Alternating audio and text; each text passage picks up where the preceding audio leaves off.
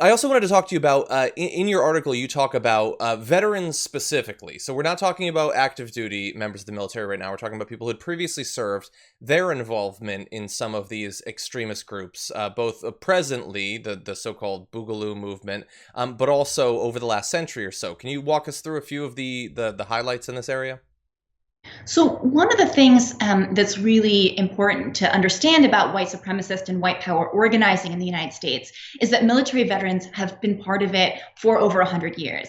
Kathleen Belew is a scholar who wrote Bring the War Home, which is a book that looks specifically at the connection between military members and white supremacist groups. And she has found that in the wake of different world wars and in the wake of the Vietnam War, big surges in white power organizing at home that have involved military veterans as part of that, but are also deeply caught up with the ideology of what it meant to fight those wars.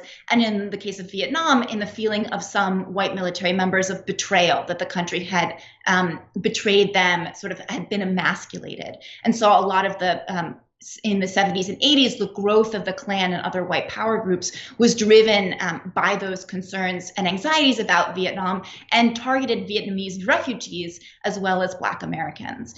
So certainly we've seen that again in the wake of the wars in Iraq and Afghanistan. That anti-Muslim sentiment, xenophobic sentiment, is very much part of the current white power and white supremacist movement here.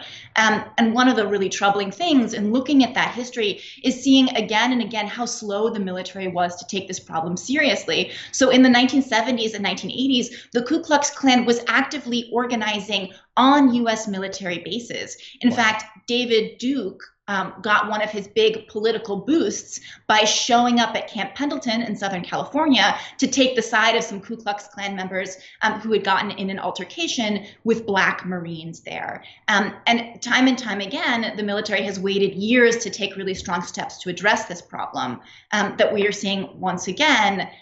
Still, despite clear evidence that this might not be the largest number of people, but it's a very dangerous number of people who are actively undermining their own fellow soldiers, and still a real hesitancy to tackle the problem with the full force that many people would like to see. Wow, some of that is just amazing. Both, what has been done, but also what hasn't been done in response. The lack of prioritization of this. I wanted to talk a little bit more about the Boogaloo ideology. I've seen it described and talked to people who describe it as people who have come together around this idea that hypothetically some sort of civil war needs to be necessary, although they might disagree on other specifics politically.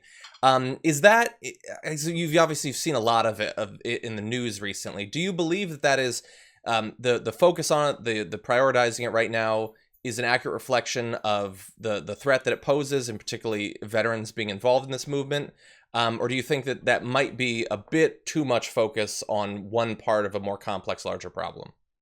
So I think it's really important to understand that the Boogaloo as sort of an anti-government ideology is filled with people who are white power activists. Doesn't mean that everybody who affiliates themselves in some way with this idea of civil war thinks of themselves as a white nationalist or as a white power supporter, but definitely big strains of white supremacy in that movement.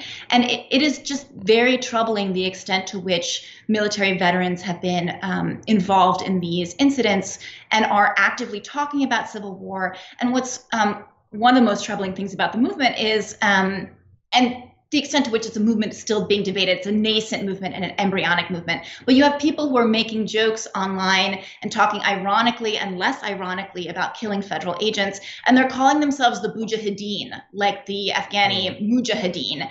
And so what we are seeing is American soldiers who have been trained to fight insurgencies in other countries making jokes and making plans about creating an insurgency in their own country against our current government.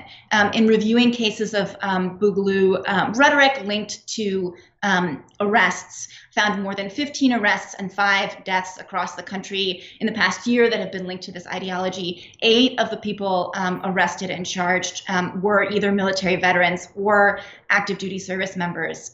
So definitely something that the military is aware of, but is falling under this same umbrella of active participation is banned, but mere membership is a question mark.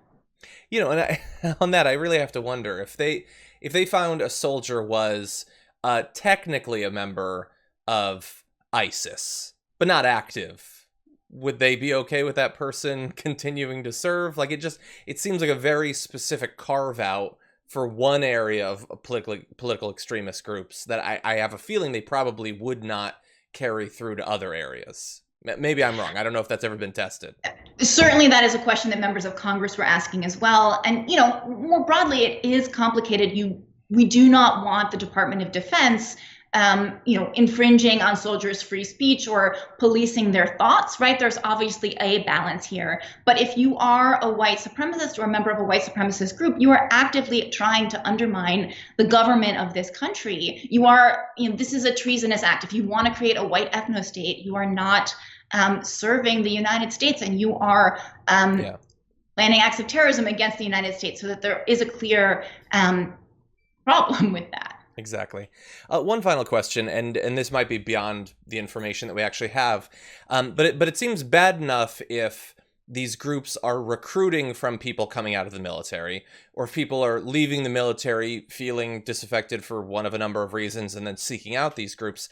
But considering how you've stressed the scholar talking about the importance of the skills and the training that these soldiers get that they can then bring to these movements, do we have any reason to believe that hypothetically some of these groups might be putting people through military training specifically to then bring the skills back to these organizations?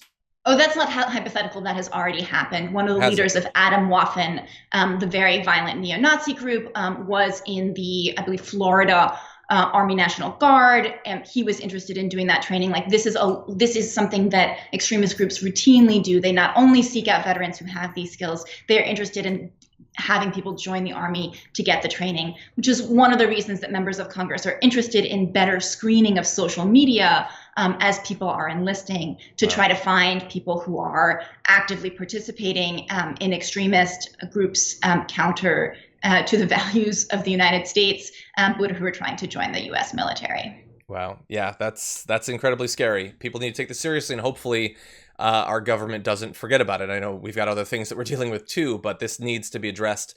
If you are watching this and you found it interesting and want more information, the article is How the U.S. Military Has Failed to Address White Supremacy in Its Ranks, available online now.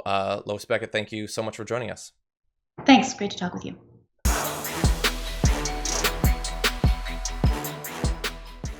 Check out the Damage Report podcast each day, wherever you get your podcasts, whether Pocket Casts or Stitcher or iTunes. You can join me as I give you the news and stories you want, with a range of co-hosts and interview guests jumping in on the fun each day. Again, that's the Damage Report, wherever you get your podcasts. And if you get them at iTunes, don't forget to rate and review. Sometimes I'll read them live on the show.